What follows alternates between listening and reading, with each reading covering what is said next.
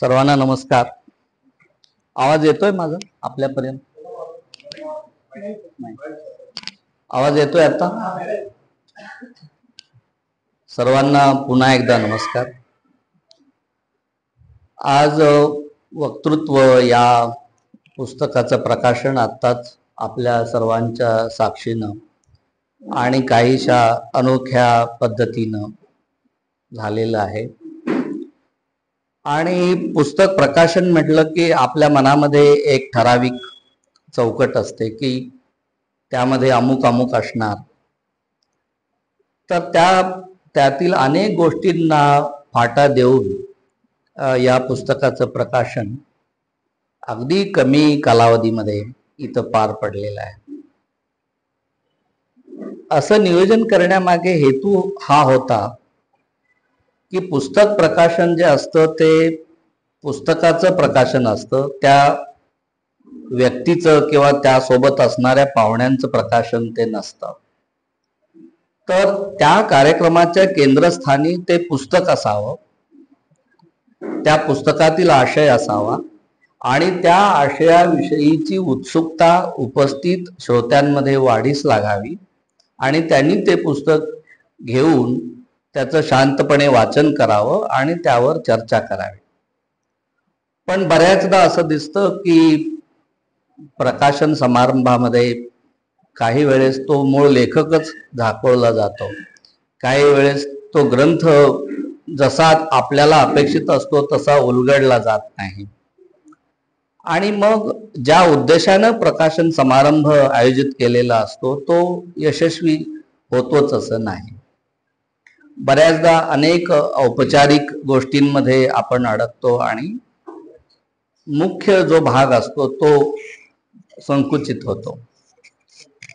तर या सगळ्याला बाजूला करून आपल्याला ज्या लेखकानं इतक्या मेहनतीनं ते पुस्तक लिहिलेलं असतं त्याला केंद्रस्थानी ठेवून आणि त्यानं निर्माण केलेल्या पुस्तकाला केंद्रस्थानी ठेवून आपल्याला काही करता येईल का, असा एक विचार होता.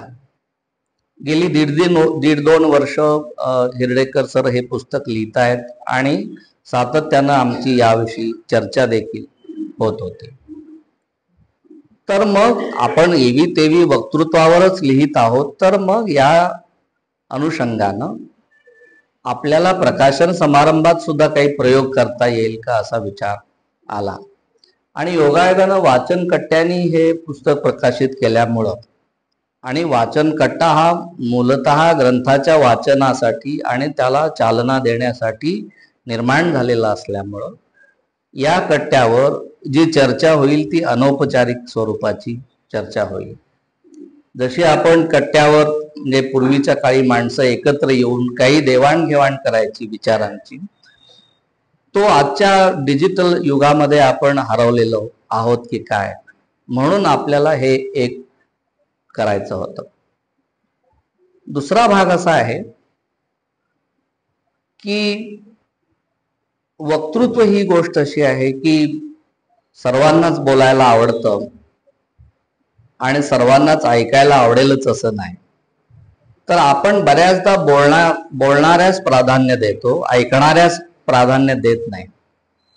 पण श्रोत्यांशिवाय कोणताही वक्ता आकाराला येऊ शकत नाही आणि त्याचा वक्तृत्व विलास होऊ शकत नाही. म्हणून श्रोत्यांना सुद्धा या कार्यक्रमाच्या केंद्रस्थानी आणावं असा विचार होता. आणि म्हणून आपण पाहिलं की बाळ पाटणकर साहेब असतील किंवा इतर अनेक ज्येष्ठ मंडळी इथे आहेत, तर प्रातिनिधिक स्वरूपामध्ये एका व्यक्तीला इथे प्रकाशन समारंभात आणावं हा एक हेतू होता. आणि मुलाखत कोणी घ्यायची हाही एक प्रश्न असेल तर त्याचा खुलासा इतकाच आहे की मुलाखत जो देणारा असतो त्याच्यापेक्षा घेणारा माणूस हा लहान असणं हा एक संकेताचा भाग आहे. म्हणून या सभागृहातला एक कनिष्ठ प्रतिनिधी म्हणून मी काही प्रश्न या आजच्या लेखकास विचारणार आहे. ते सगळेच प्रश्न आपल्या मनातील असतील असं नाही, काही शिल्लक राहतील, तर त्या प्रश्नांना देखील आपल्याला अवसर द्यायचा आहे. आणि हा वाचन कट्टा एका संवाद कट्ट्यामध्ये आपल्याला परिवर्तित करायचा आहे आणि आपण हळूहळू हा संवाद वाढवत न्यायचा आहे आणि याची सुरुवात आज हिरडेकर सरांच्या पुस्तकामुळे होणार आहे. इथून पुढे प्रसंगानुरूप आपण वेगवेगळ्या व्यक्तींशी असाच अनौपचारिक संवाद करण्याचा मनोदय बाळगून आहोत. तर मी आता सुरुवात करतो, नाहीतर माझंच प्रास्ताविक हे भाषण होईल. सर नमस्कार. माळवाडी या गावात आपण पहिलं भाषण दिलं, त्याला आज 46 वर्ष झाली.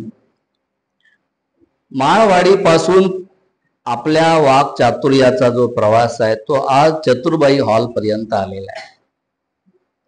आज आपल्याला कसं वाटतं?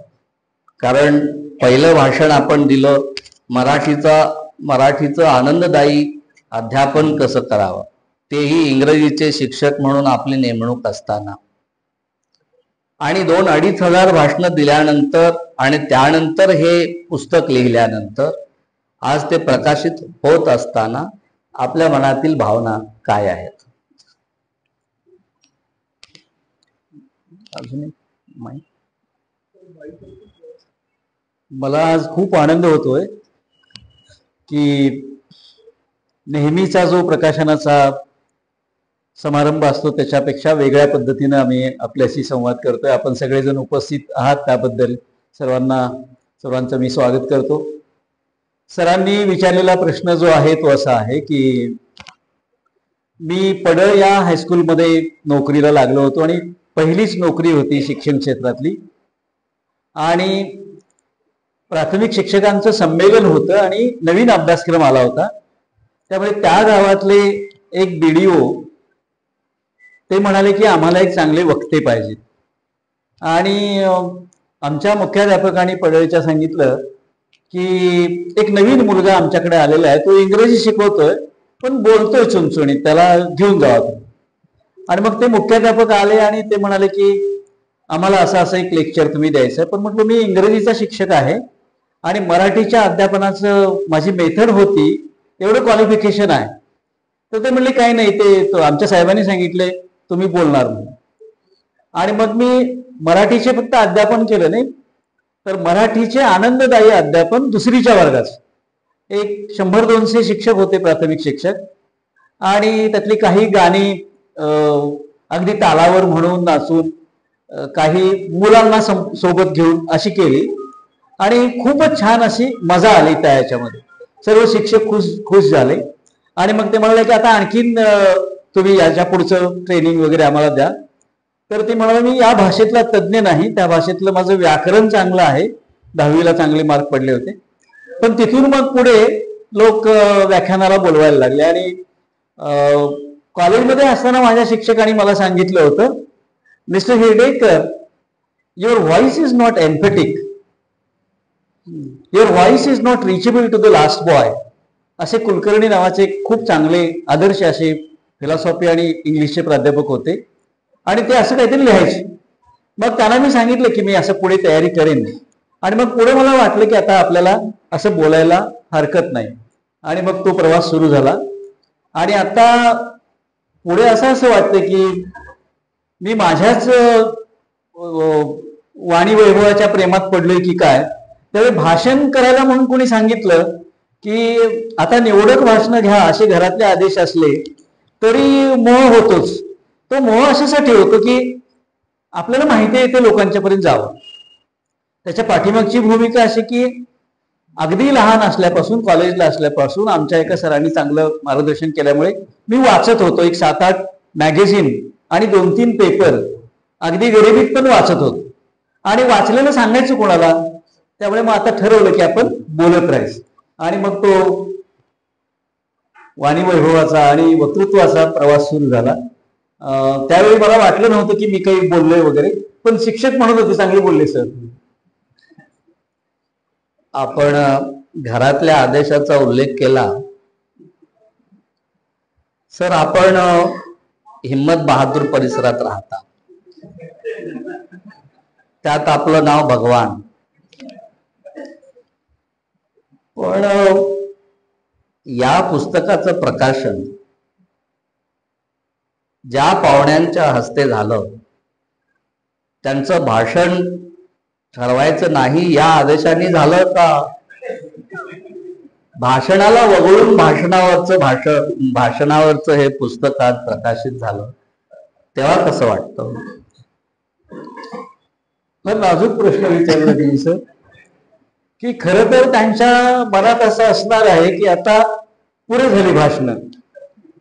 कारण माझी मोठ्या मुलाची मुलगी म्हणजे नात आहे ती, आणि माझी मुलं पण कदाचित मला सांगत असतील, काही मी सांगायला लागलो की खूपच बोलतो, आणि मग मोठी नात आहे ती म्हणते दादाजी आप भाषण मत दे दो, स्टोरी सुनाव.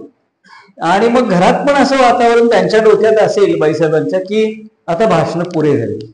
आता त्या स्पष्ट सांगतात की किमान मोजकी तरी घ्या, पैसे देतील अशा लोकांची घ्या. पूर्वी त्या समाधानी असायच्या, एक 4 दशकाचा काळ आहे, तर पूर्वी त्या समाधानी असायच्या की काही नाही आणलेलं पण नारळ आणलाय, दुसऱ्या दिवशी खोबरं वापरता येईल. त्यानंतर मुलं म्हणायची, संदीप आहे इथे आता, पप्पा आज काय घेऊन आले, शाल, श्रीफळ आणि गुलाबाचं फुल. मग अशी थोडी माझी थट्टा पण व्हायची. आणि आता त्या म्हणतात की आता ते वेगवेगळ्या प्रकारचे जे ट्रॉफीज वगैरे काहीतरी असतात देतात, त्या तेवढ्या आणू नका, त्या ठेवायच्या कुठे हा प्रश्न आहे. असा तो प्रवास आहे. आणि आता त्यांना वाटते की भाषणं कमी करावी, निदान दूरची तरी कमी करावी, कारण मग निदान लोक न्यायला तुम्हाला येतील अशी तरी सोय करावी, गाडीचे किमान पैसे देतील असं तरी खात्री करून घ्यावी, आणि मग भाषणाला तुम्ही जावा असं त्यांच्या मनात असेल. असं ते ठासून नाहीच सांगत, घाबरत घाबरत सांगतात. नाही, युवराजने सांगितलेलं आहे की जग जिंकणारे वक्ते आम्हाला निर्माण करायचे आहेत, म्हणून हा सगळा आपण प्रपंच केलेला आहे. पण असं दिसतंय की जग जिंकणारे वक्ते जे असतात ते गृहमंचावर बऱ्याचदा निशब्द होतात, अवाक होतात, निष्प्रभ होतात. पण या बाबतीत आपला अनुभव थोडा वेगळा आहे, कारण आपण विनोदानं काहीही म्हणत असलो तरी आपली सगळी भाषणं जपणं, त्यांच्या फायली सांभाळणं, तुम्हाला आलेली पुस्तकं नीट लावून ठेवणं आणि कार्यक्रमांची आठवण करून देणं, अशी प्रेरणा घरात असल्याशिवाय माणूस आत्मविश्वासानं बाहेर पडू शकत नाही असं मला वाटतं. त्यामुळं माईंनी आज जे मूकपणे भाषण केलं असेल ते आजच्या समारंभाचं केंद्रस्थान आहे असं आपण म्हणाल. आणि मला असं वाटतं खरा वक्ता जो असतो तो कमी बोलतो, अधिक खरा वक्ता असतो त्याला बोलावं लागत नाही. कारण जो जास्त बोलतो त्याला स्वतःलाच खात्री नसते माझं आपल्यापर्यंत पोहोचलंय की नाही. त्यामुळं आपण असं आपल्याकडे तरी असा आपला समज आहे की जो वेगाने बोलतो तो वक्ता, जो जास्तीत जास्त वेळ बोलतो तो वक्ता, जो थांबतच नाही तो वक्ता. पण मला असं वाटतं वक्त्याचा अनुभव हा आपण तासात मोजला पाहिजे. जसा वैमानिकाचा अनुभव हा तासात मोजतात, तर आपण साधारण 2-2.5 हजार भाषणं केलेली आहेत. तर आपला हा अनुभव 2-2.5 हजार तासांचा आहे. आणि आपण समजा एका सभेला 100 माणसं धरली तर आपण कितीतरी लोकांपर्यंत पोहोचलेला आहात.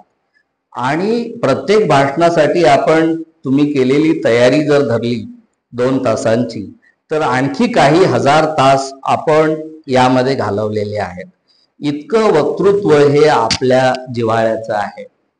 तर आपल्याला ही बोलण्याची प्रेरणा घरात कोणतंही वातावरण नाही, म्हणजे बाजार भोगावच म्हणतच आणि जे भोगावं लागलं ते भोगतच आपण कोल्हापूर पर्यंत आला. तर मग ही बोलण्याची प्रेरणा आपल्याला मूळ कुठून मिळाली? महाविद्यालयामध्ये असताना वेगवेगळ्या प्राध्यापकांची, आता त्यातले एक गुरुजन इथं आलेले आहेत, काही चांगले बोलणारे असे प्राध्यापक होते. शिकवताना वेगवेगळ्या पद्धतीनं आता मी ज्या व्ही.एम. कुलकर्णी सरांचं नाव सांगितलं तर ते अशा पद्धतीनं तास घ्यायचे की पिन ड्रॉप सायलेन्स आणि आम्ही एकटक त्यांच्याकडे ऐकतच राहायचं असं ते बोलायचे. इंग्रजी अस्खलित बोलायचे. मेथड टीचर म्हणून खूप त्रास द्यायचे. त्यांचा एक प्रभाव खूप माझ्यावरती होता. त्यानंतर न्यू कॉलेजमध्ये आर्य कुलकर्णी म्हणून एक शिक्षक होते, त्यांचा प्रभाव माझ्यावरती होता. आणि हे सगळं करत असताना मी त्यावेळी मोबाईल वगैरे काही नव्हता, पण मी वाचत होतो. आणि मग वाचताना काही भाषणं, काही चांगले वक्ते त्यांचं ऐकत होतो. म्हणजे वाचून कुठे शक्यतो मिळेल तिथे आता ते मिळायला लागलेलं आहे. आणि मग वाटलं की आपल्याला मराठी चांगलं येतंय, इंग्रजी चांगलं येतंय आणि आपण मराठी, इंग्रजी, हिंदी या तिन्ही भाषात बोलता येईल अशी तयारी करायची. आणि मग त्यातले काही वक्ते, विशेषतः ओशोंच्या आधीमध्ये मी काहीतरी ऐकत होतो.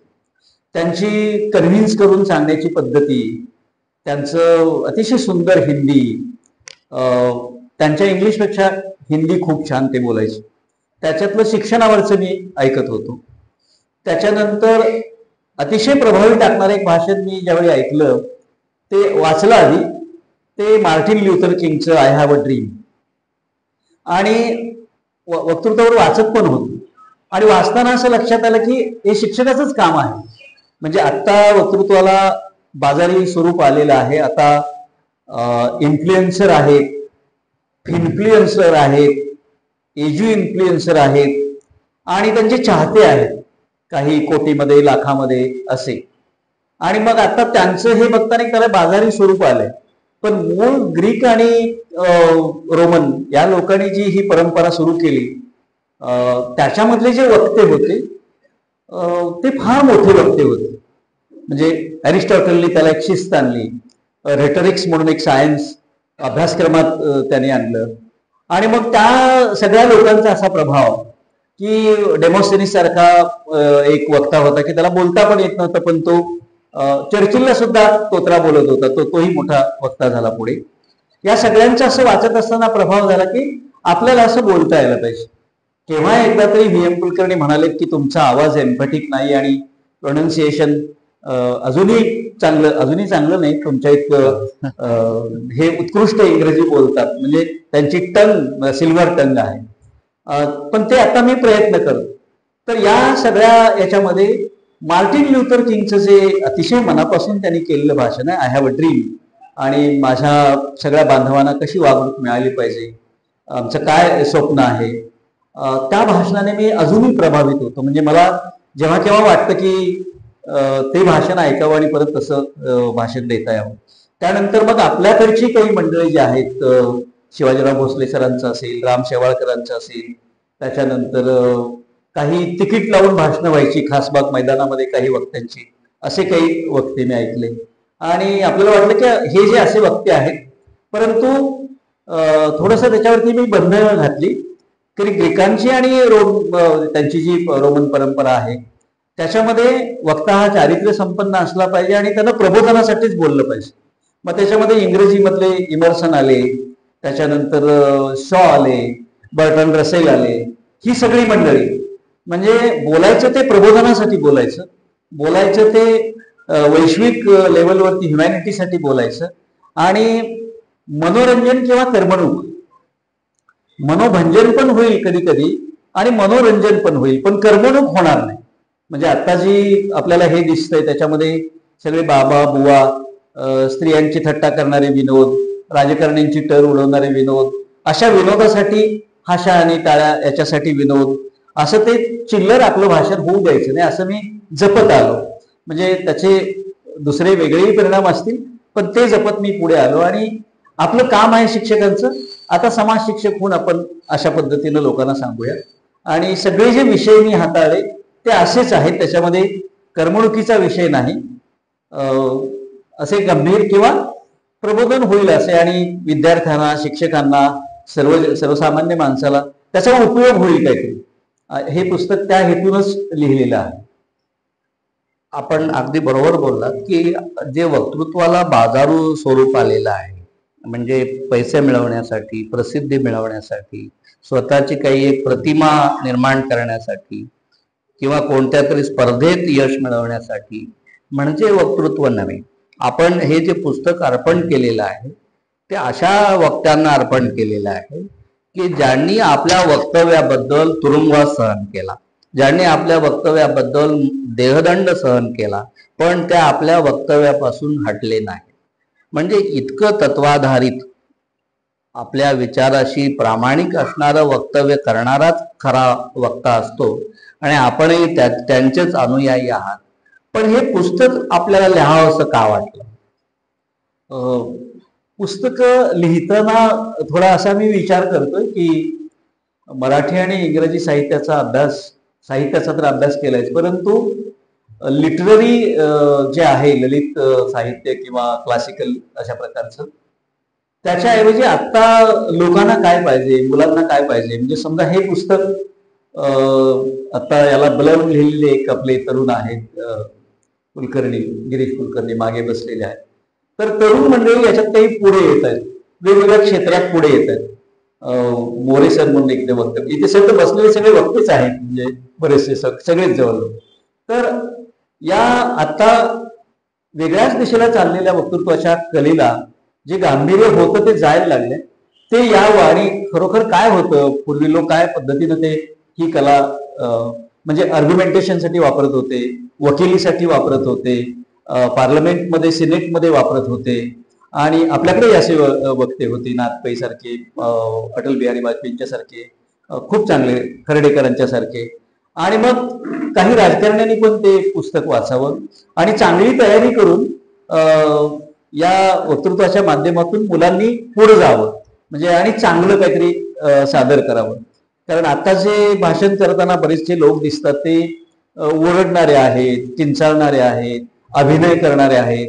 पण ही जरी परफॉर्मिंग आर्ट असली तरी अभिनय किंवा नाट्य नाही, देहबोलीचा अतिरिक्त वापर करणारे आहेत. तर मला असं वाटतं की या पद्धतीने आपण जाताना ह्या पुस्तकाचा तो हेतू आहे.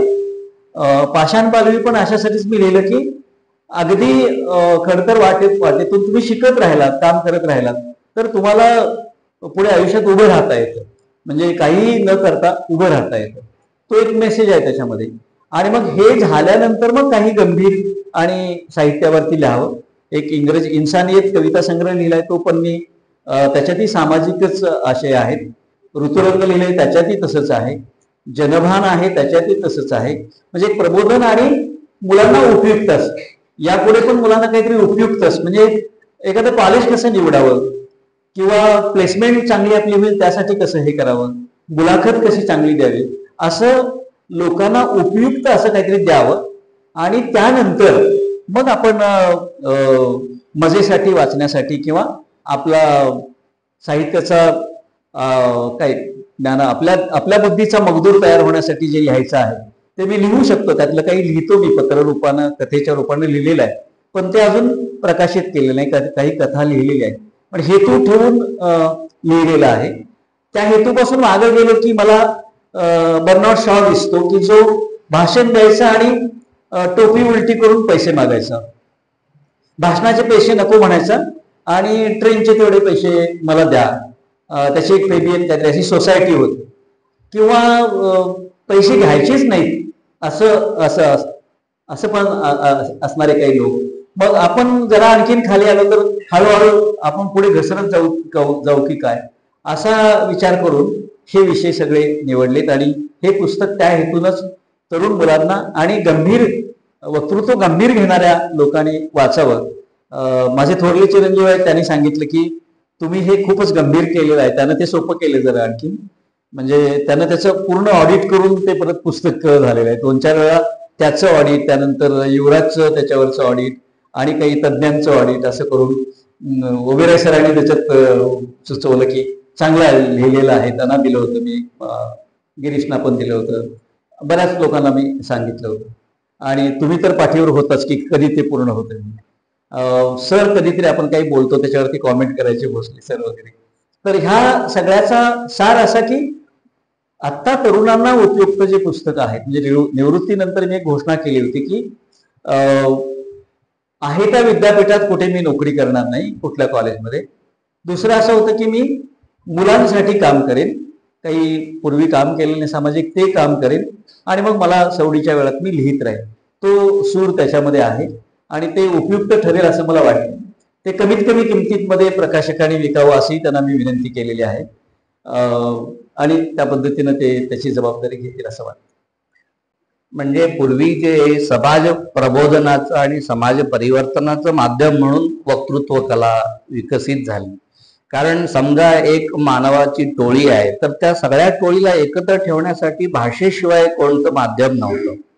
मग काही एक विचार घेऊन लोकांना एकत्र ठेवलं. तर या सगळ्याचा जो पाया होता तो वक्तृत्व किंवा समूह संवाद हाच होता. पण आजच्या काळामध्ये वक्तृत्व हे एक जीवन कौशल्य झालेलं आहे, जे आलोकनं म्हटलेलं आहे. तर आजच्या पिढीला वक्तृत्व हे एक जीवन कौशल्य म्हणून शिकावंच लागेल, केवळ सभा गाजवण्यासाठी नाही. असं मानलं जातं की जीवनातले बहुतेक काय सगळेच प्रश्न हे भाषेचे प्रश्न असतात. काही प्रश्न बोलण्याने सुटतात, काही कमी बोलण्याने सुटतात, काही न बोलण्याने सुटतात, आणि बरेचसे प्रश्न ऐकण्यानेच सुटतात. म्हणून आपल्याला ऐकणाऱ्या माणसांची जास्त गरज असते. जसा वक्ता घडावा लागतो तसा श्रोता देखील. कारण शांतपणे ऐकून घेणं म्हणजे तन्मयतेनं बोलणारा वक्ता आणि तल्लीनतेनं ऐकणारा श्रोता, हे दोघे जर एकत्र असतील तरच संवाद हा एका उंचीवर जात असतो. आणि यासाठीच हे पुस्तक मला वाटतं सरांनी लिहिलेलं आहे. मी खूप प्रश्न विचारणार नाहीये, पण 2 प्रश्न आहेत. एक म्हणजे आपण एक वक्त्याची आचारसंहिता या पुस्तकामध्ये दिलेली आहे. म्हणजे वक्ता म्हणून पुढे यायचं असेल, नाव करायचं असेल, यशस्वी व्हायचं असेल, तर वक्त्यानं ह्या गोष्टी पाळल्या पाहिजे. तर हे आपल्या अनुभवातूनच आपल्याला सुचलं असणार आहे. तर मला 2 उदाहरणं अशी पाहिजे आहेत की एक आपलं सर्वात संस्मरणीय असं भाषण, ज्याचा काही खोलवर प्रभाव श्रोत्यांवर पडला, कोणाच्या आयुष्यात बदल घडला, असा एखादा प्रसंग, आणि सर्वात फजिती झालेला वक्ता म्हणून असा एखादा प्रसंग. या भाषणांच्या सिलसिल्यामध्ये खूपच बरे वाईट अशा प्रकारचे अनुभव आले. त्याच्यामधला गमतीचा एक अनुभव असा आहे की सुखाचा शोध म्हणून एक भाषण मी देत होतो. म्हणजे आधी मला माझे काही कॉम्रेड मित्र, म्हणजे पूर्वी मी कधीतरी लालबावटा ऑफिसमध्ये पानसरेंच्या इथं जायचा, तर ते म्हणाले सुखाचा शोध म्हणजे तुम्ही पण बाबा व्हायला निघाला का काय, बुवा व्हायला निघाला की काय. पण बुवांच्या पासून वाचवण्यासाठी सुखाचा शोध, म्हणजे सुख नेमकं कशात असतं त्याला सायकोलॉजिकल आणि फिलॉसॉफिकल अंगाने मी ते सांगत होतो. आणि काव्याची काही गोष्टी, सुरुवातच मी अमृत घट भरली तुझ्या घरी का वनवन फिरशी बाजारी या कवितेनं मी सुरुवात करायची. पण त्याच्यावरती मग लोक तरी पण टीका करायचे की हा विषय का तुम्ही घेतला, आणि तो चांगला होता विषय खूप. पण एकदा गंमत अशी झाली की मी मराठी म्हणून एक मित्र आहेत, ते म्हणाले तुम्ही सगळीकडे बोलता आणि महालक्ष्मीच्या मंदिरात का बोलायला कधी येत नाहीत. आणि ते म्हटले तुम्ही या आणि तुमचा हाच विषय मांडणार. आता मला तर मंदिरात जायचं नव्हतं, म्हणजे यांच्याबरोबर मंदिरात जातो मी, पण मंदिरात आत जात नव्हतो. त्यांच्या चपला सांभाळायच्या आणि आपलं थांबून बसायचं थोडा वेळ असं. पण ते म्हटले नाही तुम्हाला मंदिरात आत गाभाऱ्यात सोडत नाही, पण बाहेर भाषण करा की पारावर तुम्ही. आणि गेलो मी, आणि सुखाचा शोध भाषण झालं, खूप छान भाषण झालं. त्याच्यानंतर आरतीत पैसे टाकण्यासाठी आरती फिरवायला लागलेत. मला मनातून वाटलं की काय जमेल ते मलाच देतील बहुतेक ते. तसं काही नाही झालं. पण भाषण संपल्यानंतर मी क्षणभर थांबलो आणि लोकांची रांगच लागली. बघा की साहेब, बघा की महाराज, आमचं ते इतकं पित्यात आणि ती कशी सुटतं तसं, आणि पोराला पोरगी मिळेना आणि मुलीचं लगीन ठरना, असे 5-25 लोकांचे. आणि मला कळेना आता काय सांगायचं काय या लोकांच्या पुढे. मी मराठीने शोधत होतो, तो मराठी कुठेतरी बाजूला काहीतरी ते जमलेलं कुठेतरी ठेवायला गेले असतील, आणि माझी पंचायत झाली. मग ते मराठी कसे तरी सापडले आणि यांना म्हटलं आता आपण इथनं पळ काढूया, आणि अक्षरशः पळ काढला. आणि मग सुखाचा शोध कमी केला.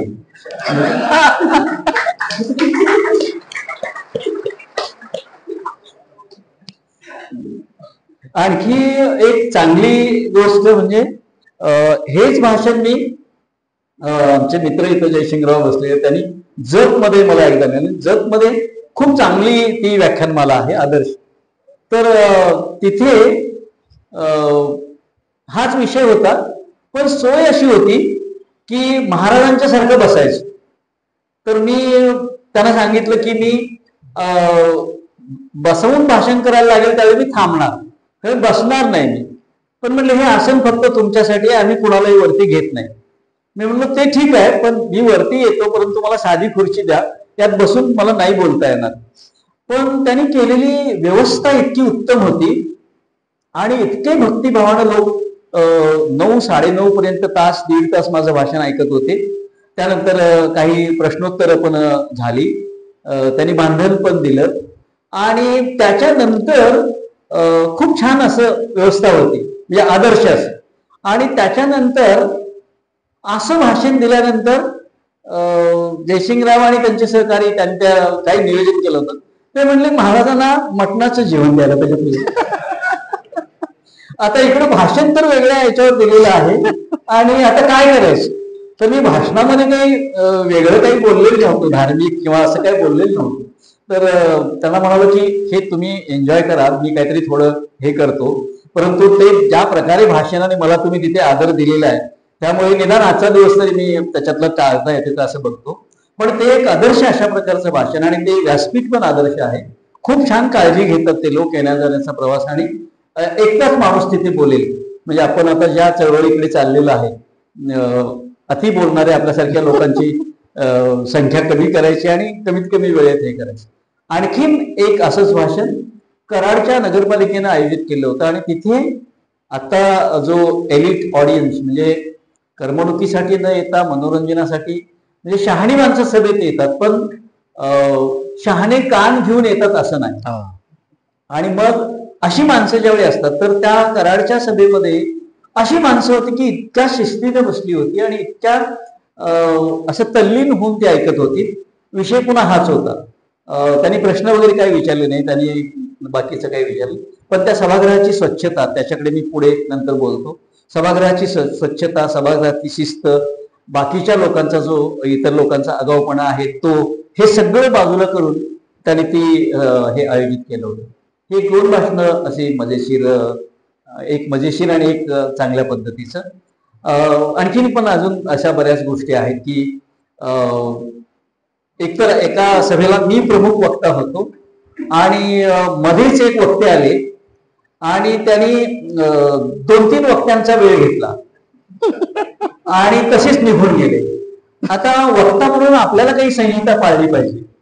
तर मी अशी संहिता पाळतो की मी जेवढं बोलायचं ठरवलंय तो वेळ दुसरा कोणी घेतला असेल तर आपण तेवढा वेळ कमी करायचा. तर त्या माणसाने इतका वेळ घेतला होता, तर मी सभेत सांगितलं की आपले मित्र जे आता बोलले आणि आता निघाले कुणालाच न विचारता, तर त्यांनी सर्व योग्य केलेलं आहे, त्यामुळं माझं भाषण झालेलं आहे असं समजा, त्यांच्या भाषणातलं माझं अर्ध भाषण, आणि मी निघतो. आणि मी भाषण काही केलेलं नाही तेव्हा मला मानधन नको. आणि मग मी बाहेरच पडलो आणि सगळे लोक संयोजक पाठीमाग लागले, असं काय करताय, रागावला काय. मी म्हणलं अजिबात रागावलेलं नाही, इथून पुढचं भाषण करावं लागणार नाही, ही संधी मला तुम्ही देताय, लवकर सोडा. आणि मग सोडायला पण ते नव्हते कोण. मग दुसरे एक श्रोते चांगले होते, ते म्हणले माझ्या स्कूटरवर बसा, तुम्हाला यांची हद्द सोडून पुढे नेतो. आणि त्या हद्दीच्या पुढे जाऊन मग बाजारने एसटीने आलो. असाही तो एक अनुभव आहे. आपण आतापर्यंत वारंवार उल्लेख केला की त्यांनी मानधन पण दिलं वगैरे. तर हे असं का वाटतंय आपल्याला की आपल्या समाजामध्ये ज्ञान हे फुकटच वाटलं पाहिजे असं समज झालेला आहे. म्हणजे जो वक्ता असतो तो 1 तास बोलणार असेल तर त्यानं किमान 10 तास तयारी केलेली असते. तर त्याची किंमत आपण आता पैशात मोजता येत नाही, पण किमान दिली पाहिजे असं आपल्याकडे संकेत नाही. म्हणजे या अर्थानं चांगले वक्ते घडायचे असतील, वक्तृत्व कलेला जर पुढे न्यायचं असेल तर अशा प्रकारचे उमदे उदार मनाचे संयोजक पण पाहिजेत असं आपल्याला वाटतं. वक्त्याला त्याचं योग्य ते मानधन द्यायला पाहिजे. पण आता परवाचीच गडिंग्लजची एक गोष्ट सांगतो. की त्यांनी भाषण झालं आणि त्यांच्या घरी इतक्या अगत्याने आम्ही जे सगळे लोक होतो त्यांना जेवायला घातलं आणि तिथेच ते पाकिट द्यायला लागले. पण तुम्ही मला जेवायला घातलाय हे पाकिट कशासाठी देताय, त्याच्यात किती होते पैसे वगैरे मी काय बघितलेले नव्हते. म्हणजे जिथे आपल्याला घरातला माणूस मानताय तिथे आपण बाहेरून आलेलो नाही, पण ते घेतलेले. माझ्या सोबतचे लोक होते ते माझ्यावर रागवले, ते म्हणजे तुम्ही नाही घेतलं आम्हाला द्यायचं हो. आणि मी म्हणजे वक्त्याला भाषण दिलं पाहिजे, कारण मी जी तयारी करतो म्हणजे माझ्या पुरतं की माझं पूर्वीचं भाषण आहे त्यातलं मी काही सांगेन, पण त्याच्यामध्ये किमान 4 पानं पहिली असतील तर दुसरी 2 पानं मी करतो आणि 2-3 दिवस एखाद्या चांगल्या भाषणावरती मी तयारी करतो आणि त्याचा पूर्वीचा कागद मी घेऊन जातो असेल तर, की हे पूर्वी बोललोय आणि हे मला आता द्यायचंय. तर तयारी करून जे लोक बोलतात त्यांना योग्य ते मानधन द्यायला पाहिजे. नाहीतर काय होतं, एका भाषणात असंच झालं आणि मी मानधन घेतलं नाही. तर त्यांना विचारलं मी किती मानधन दिलं होतं तुम्ही, मी घेतलं नाही तुमच्याकडून मध्ये असे भेटल्यानंतर. ते म्हणाले तुम्हाला आम्ही 4,500 दिले होते. मग म्हटलं काय केलं त्याचं, ते म्हणजे तुम्ही घेतलं नाही. मग दुसऱ्या दिवशी एक विनोदी लेखक आले होते, त्यांच्यात ते ऍड केलं आणि त्यांनी 8,000 मागितलं म्हणजे त्यांना दिलं. म्हणजे काही वेळा आपण संयोजकांच्या बाबतीत काही वेळा मूर्खात निघतो असंही होतं. आणि काही वेळा असंही होतं की लोक म्हणतात सर मी अजूनही कुठल्या वेळेला सांगितलेलं नाही भाषण. आता परवाच एका भाषणाला सांगितलं की प्रवास दापोलीपर्यंतचा येणं जाणं आणि वाटेत काही नाका किंवा काय असेल कुठल्या बाजूने आलो तर आणि जेवण आणि हे द्या, आणि त्याचा खर्च इतका होतो.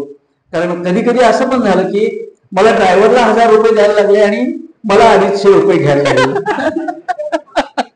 तर त्यांना मी सांगितलं एवढं द्यायला लागलं. पण त्यांनी अशी प्रसिद्धी केली, सरांनी 12,500 मानधन घेतलं. मग मला सभेत सांगायची पाळी आली, मला यांनी 12,500 दिलेली आहे, पण मला त्यातले 2,500च मिळणार आहेत. सगळा प्रवासाने ड्रायव्हर वगैरे सगळे खर्च आणि पेट्रोल वगैरे जाऊ. म्हणजे काही वेळा वक्त्याचा अवमानही अशा पद्धतीनं होतो, तो नाही झाला पाहिजे. म्हणजे फुकटच त्यानं काम करावं असं नाही. पण मी असं समजतो की ज्याला चांगली पेन्शन आहे, जो चांगली स्थिती आहे, त्यानं ज्या सामाजिक संस्था आहेत त्यांच्याकडून घेऊ नये. धडपडणारी कॉलेजेस आहेत, शाळा आहेत, त्यांच्याकडून घेऊ नयेत. पण बऱ्याच वेळा असं दिसतं की बरेच लोक म्हणतात की तुमच्या जेवणावर आम्ही खर्च करतो, पण भाषण फी कमी घ्या, तर देऊच नका तुम्ही. मग काही जण म्हणतात की आम्ही दोघे सगळे तुमच्यावर जेवायला येणार आहे. तर त्यांना मी म्हणतो मला नाही जेवायचं, मला लवकर घरी जायचं. ते म्हणतात आम्हाला जेवायचं आहे ना. म्हणजे बरोबरीनं पाहुण्यांच्या जेवण हा एक बऱ्याच लोकांचा सोहळा असतो. ह्या सगळ्या गमती जमती आहेत. काही खूप वाईट गोष्टी आहेत. म्हणजे काही ठिकाणी असाही अनुभव येतो की कोरं वाचन लोक पुढे करतात आणि म्हणतात सर सही करा. मी आता अलीकडे विचारतो हे कोरं का ठेवलंय, तर काहीतरी ऍडजस्टमेंट करायला लागते सर. आता म्हणलो 500 लिहिलेत तुम्ही, काय देणार, मला 500 दिलेत, तुम्ही किती लिहिणार आहे त्याच्यात, तर 5,000. असे किती वक्ते तुमच्याकडे येतात, म्हणजे त्यातनं तुम्हाला किती मिळणार आहे. मुख्याध्यापक असाल किंवा प्राचार्य असाल तुम्हाला किती मिळणार आहे. मग आता मी अलीकडे सांगतो की देऊ नका किंवा काय लिहिले ते त्याच्यावरती लिहा. कारण मी हे जे मिळतं ते टॅक्सला दाखवतो. मी एक वेगळा अकाउंट आहे, त्या अकाउंटमध्ये ते सगळे भरतो आणि त्याचं पासबुक मी माझ्या ह्याला देतो किंवा मला ही पैसे असे मिळालेले आहेत. म्हणजे अशा ह्या गमती जमती आहेत. काही वेळा अवमान पण होतो, पण म्हणून काही चांगल्या संस्थांना आपण असं योगदान द्यायला पाहिजे. म्हणजे मी एकदा असा हिशेब केला तर आतापर्यंत भाषणाचे किती पैसे मिळाले याची संख्या काही लाखात असेल, ती कमी आहे. पण सोडले किती त्याची संख्या एक 7-8 लाखापर्यंतची आहे. म्हणजे गेल्या 40 वर्षातला 25-30 वर्षातला हिशेब आहे माझ्याकडे. कुठे भाषण दिलं, काय मानधन दिलं, कसं होतं, काय ग्रेडचं होतं, ट्रीटमेंट काय ग्रेडची होती, श्रोते कसे होते, असं थोडंसं लिहितो मी त्याच्यात.